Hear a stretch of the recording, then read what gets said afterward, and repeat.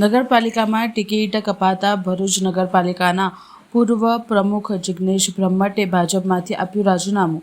બળવાના હેઠાણ જિગ્નેશ બ્રહ્મટ પાર્ટીમાંથી અલગ થવાનું મુખ્ય કારણ તરીકે પાયાના કાર્યકરોની અવગણનાને આક્ષેપ કર્યો હતો. તેમણે જણાવ્યું કે પાર્ટીમાં લાંબા સમયથી કાર્યરત છે.